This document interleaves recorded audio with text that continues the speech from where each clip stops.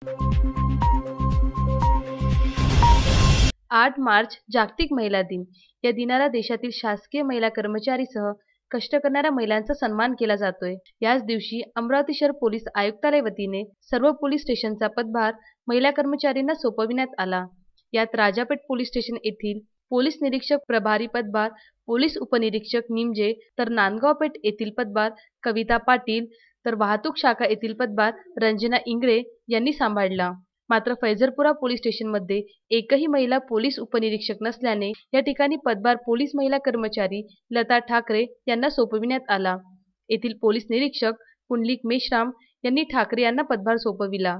सर्व महिला अधिकारी आणि कर्मचारी यांना माझ्याकडून आणि कर्मचाऱ्याच्या वतीने शुभेच्छा देत आहे. जागतिक महिला दिनाच्या निमित्तानं महिला सक्षमीकरणाच्या दृष्टिकोनातून जबाबदारी काय असते या दृष्टीने आज पोलीस स्टेशनचा ठाणेदार पदाचा कार्यभार आमच्या येथील कार्यरत WSC लता ठाकरे यांच्याकडे देण्यात आला आणि स्टेशनदारीला सुद्धा महिला अधिकारी नेमण्यात आले. त्यांचा आजचा दिवस त्यांच्यावर पूर्ण जबाबदारी सोपवली आहे आणि ते सक्षमपणे पार पडत आहे. मेश्राम यांनी सर्व महिला कर्मचाऱ्यांना पुष्पगुच्छ देऊन सन्मान केला. दिवसभर एक दिवस पोलीस निरीक्षक पदसूत्रे हाती आल्याने अनेक महिला कर्मचाऱ्यांनी जबाबदारी स्वीकारली. याबाबत फैजरपुरा पोलीस स्टेशनच्या एक दिवसाचा पोलीस निरीक्षक लता ठाकरे यांनी आपली प्रतिक्रिया विदर्भ न्यूजकडे व्यक्त केली. पहिलं सगळ्यात प्रथम महिला जागतिक दिवसाच्या हार्दिक शुभेच्छा सगळ्या महिलांना देते मी.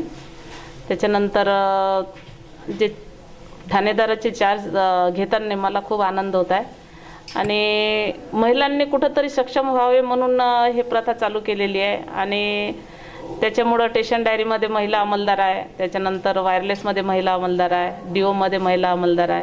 प्रत्येक पोलीस स्टेशनला माननीय CP मॅडम आरती सिंह मॅडम यांच्या आदेशानुसार आम्ही पोलीस स्टेशनचा चार्ज घेतलेला आहोत. धन्यवाद. आज जागतिक महिला दिवस आहे, तर तुम्ही महिलांना काय संदेश द्याल आजच्या या दिवसानिमित्त?